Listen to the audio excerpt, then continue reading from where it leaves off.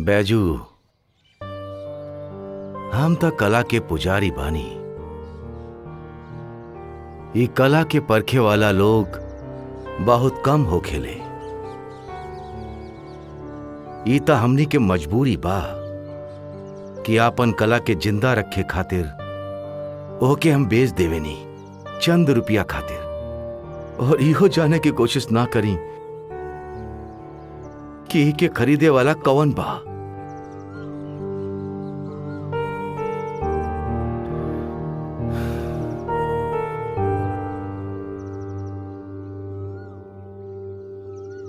बैजू, कल जे भइल बहुत गलत भइल। अरे दू दबंग मिल कई के एक निरीह कलाकार के ऊपर आपन मर्दानगी दिखाइले। ई बहुत शर्मनाक बा। यह कारण हा कि लौंडा नाच जेकरा हमेशा सगुन के रूप में जानल जात रहे, वो आज आपन समाज से विलुप्त होखल जाता। बचावे की बहुत कोशिश कईनी, लेकिन मुश्किल बुझाता। का करल जाओ। तोरा के नाचे के मौका का देनी, वो ललितवा आश्रम छोड़ के आपन घर चल गई। तो रावल ओकरा के इतना बुरा लागल कि वो कसम खा लेलस कि वो कब्बो न नाची। अरे वो ललितवा के साथे कितना बेर गलत भइल बा।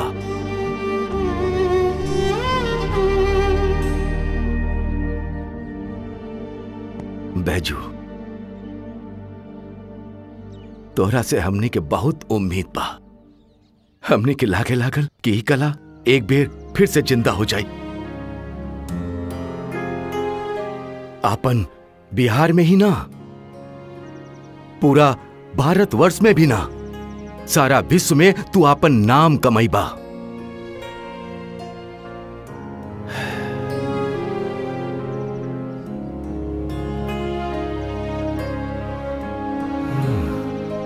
बाकी जैसे सोच ले रही वैसे ने होखे, ये जरूरी तो नहीं खे। बैजू, ई आश्रम के तू आपन घर समझा। तोहार बाबूजी के गुस्सा ठंडा हो जाए तब हम उनकरा से बात करब।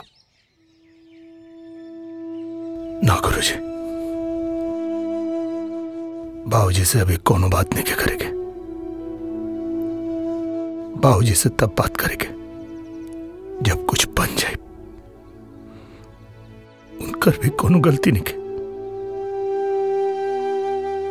वो तो हमके थबरिया भी देते तो हमके बुरा ना लगे। गलती तो इस सरासर समाज के बा। अभी समाज के कुछ बन के दिखाई, कुछ करके दिखाई।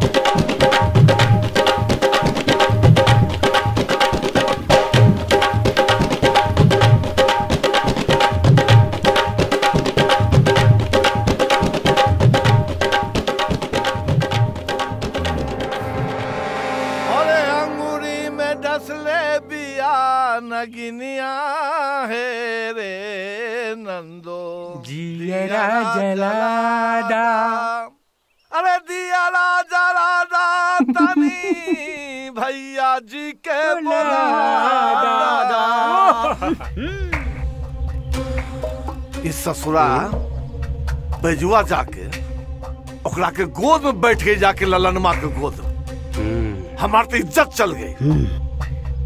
अरे वो तो गलती से आसमान में चल गई फायर, नहीं तो सीने में ठोक देती गोली ससुरे के। बाउर तो हमरा भी बहुत लागल मालिक। अरे हमरो के भी मन में आइल कि सरवा के गर्दनवा पकड़ के हट हट हट मारा रखते पर मुहे लाल कर दे। हमर गर्दन तो बेकार है, वहां तक कुछ न करे तू सब ना मर्द कहे के। ए बलुआ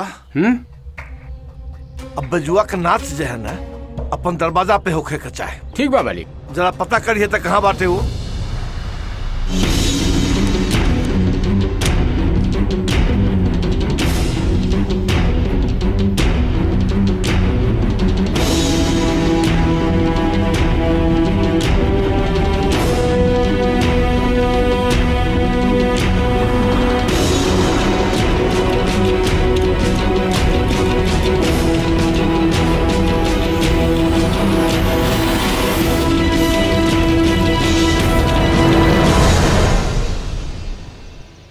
बाबूजी, बाबूजी।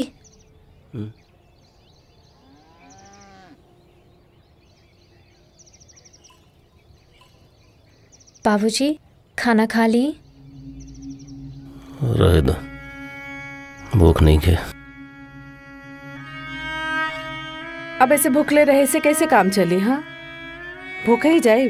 कहीं जाइयो के मन करत का? चंदा। हाँ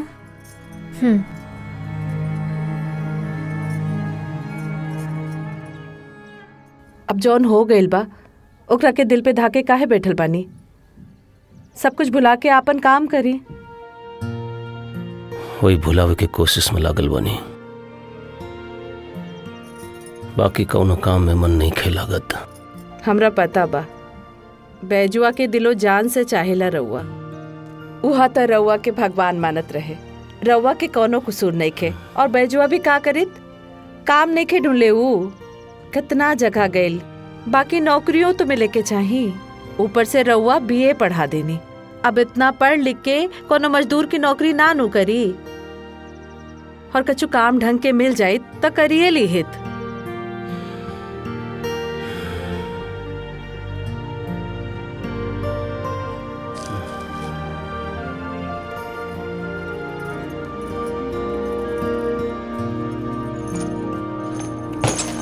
बाबूजी, रोटी सब्जी के संगे पानियो राखल बा, जरूर से खा ले।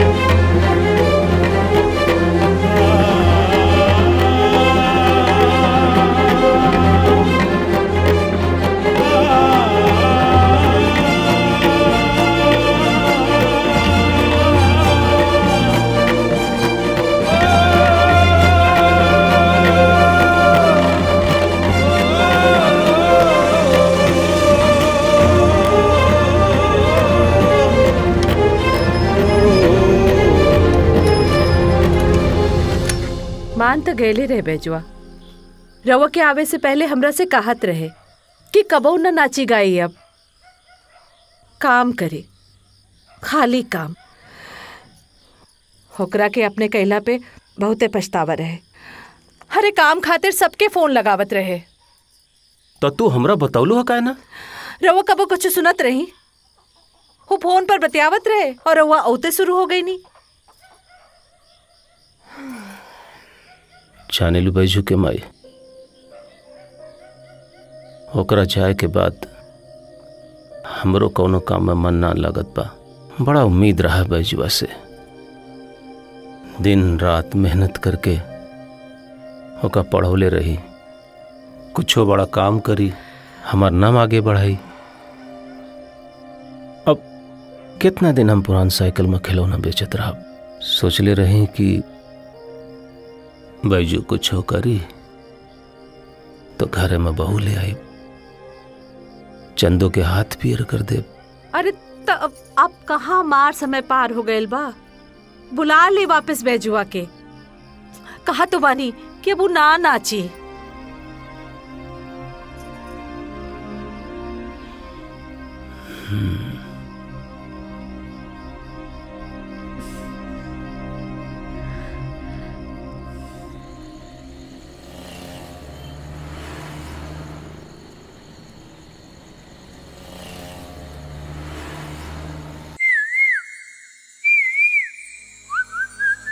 आधी आधी रतिया के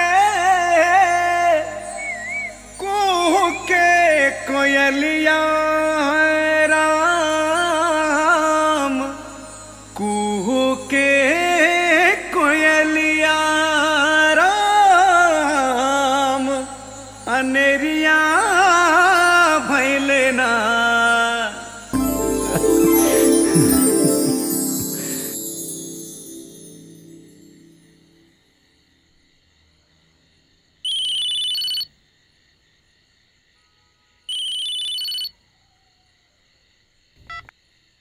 हेलो हेलो हेलो भैया, खुशखबरी बा।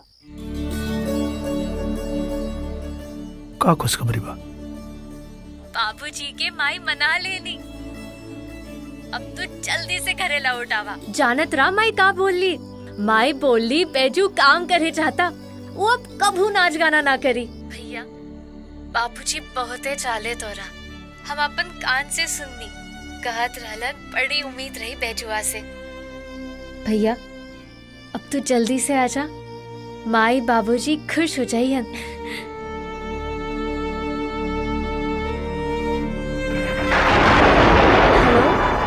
हेलो हेलो भैया,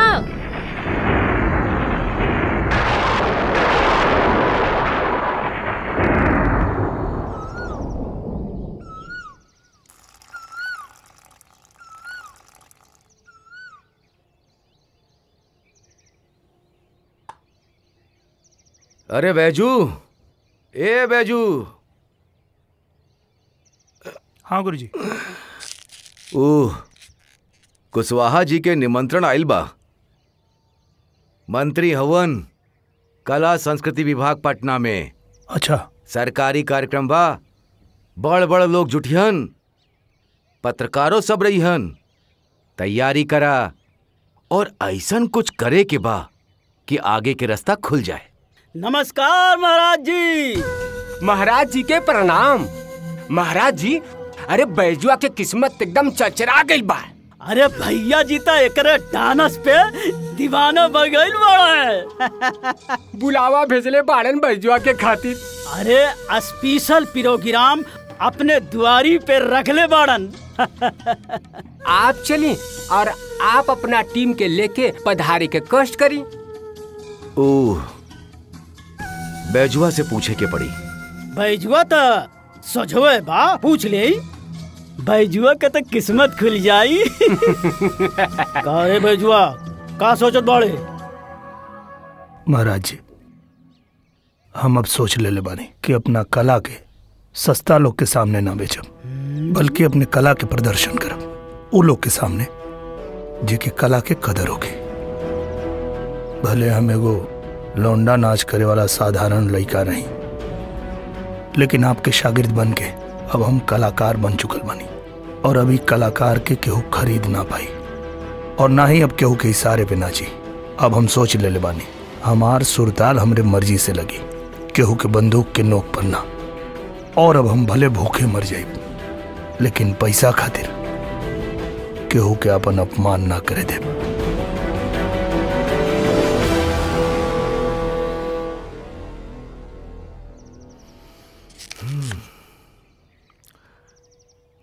ई त ना जाई है का?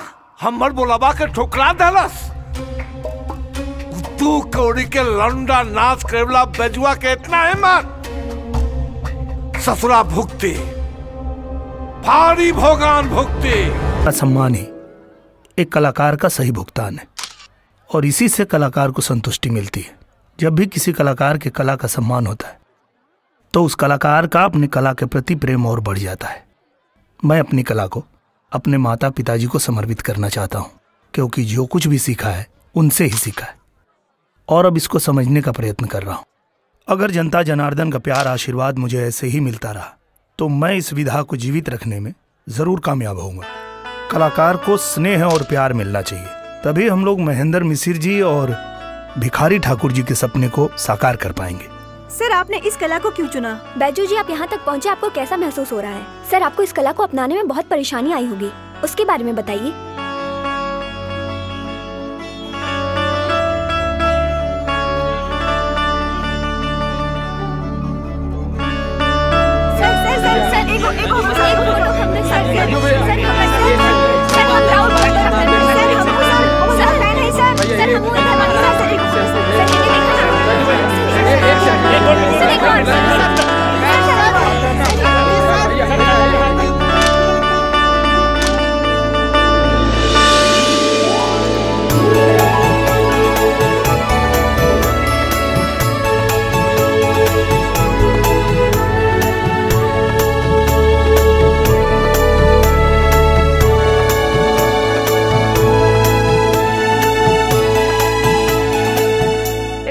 गांव के गरीब परिवार में पला बड़ा बैजू भोजपुरी लोकगीत के साथ लौंडा नाच को देश विदेश में ख्याति दिलाने को अग्रसर है।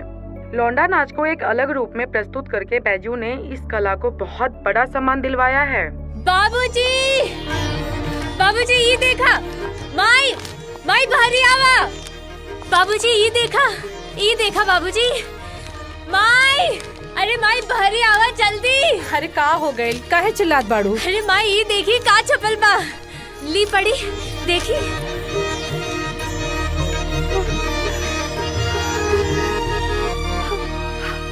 अपन भेजो हमार भैया कहा लिखल बा, तरी पढ़ा था। कला का सम्मान ही कलाकार का भुगतान है। कलाकारों को भीख नहीं प्यार चाहिए। मच्छरियावा गांव का लड़का बैजू ने अपने कलाकारी से सबको मंत्रमुग्ध कर दिया। लोगों ने कहा कि एक दिन बैजू अपने देश का नाम रोशन करेगा। बैजू ने अपने अंदर इस छिपे प्रतिभा का श्रेय अपने माता पिता को दिया है, जो काफी पहले गांव में घूम घूम कर पूर्वी और विदेशिया गाया करते थे।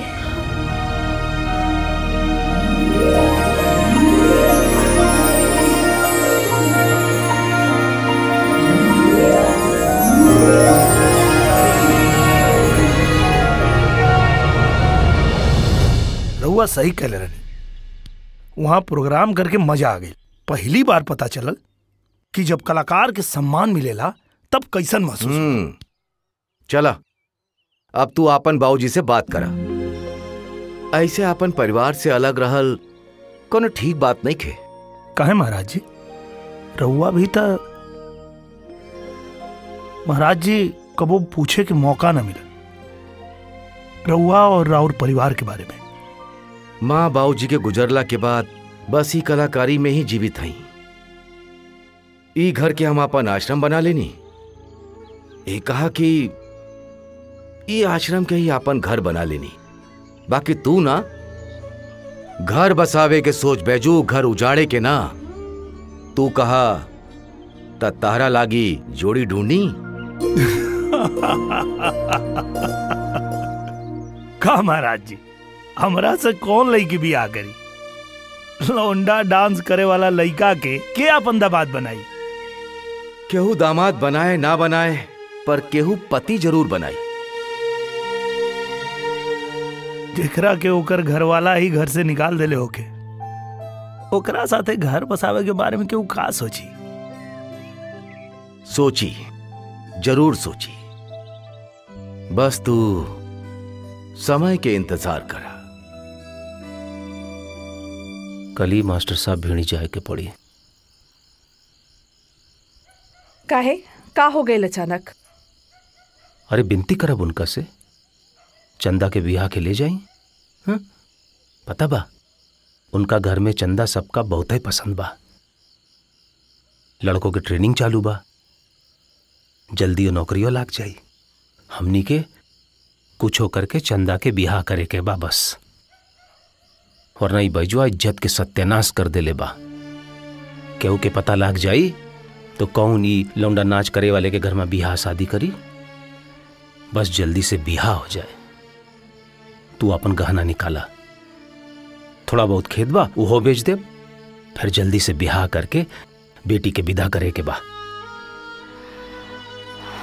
अरे चलो तू बियाह के तैयारी करा। इतना सब कुछ जल्दी कैसे होके? अरे हो जाई, सब हो जाई, ऊपर वाला सब कुछ करी। कहीं नहीं नू, तू बस बियाह के तैयारी करा। हाँ हो जाई। हम नहीं कहत कि राउर चिंता जायज नहीं है, बाकी हमरो भी तो समाज में मान सम्मान बा। अब हमरा बेटा के राउर बिटिया पसंद बा त हमो ही बिया खातिर तैयार बानी। बाकी ई बात के ख्याल रखब ई शादी बैजू के बिना संपन्न हो जाए। हमार भरोसा करी मास्टर साहब, सबके पता बा कि हम ओकरा कबे के घर से बेघर कर चुकल बानी। हमनी के कौनो रिश्ता नहीं खे। रउआ तो बस बारात लियावे के तैयारी करी।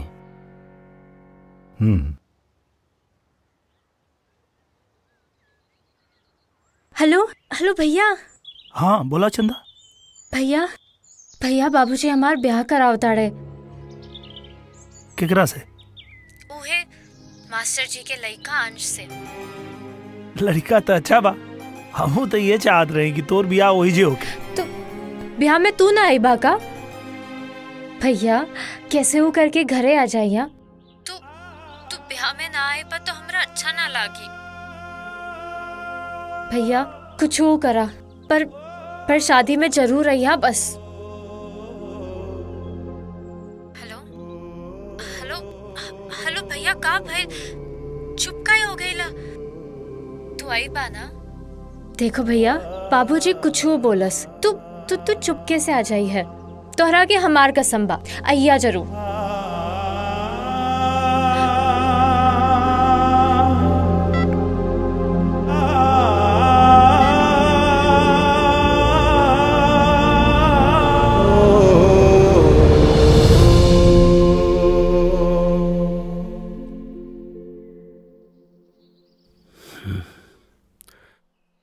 बड़ी मुश्किल से मास्टर साहब तैयार भइल बड़े बियाह खातिर।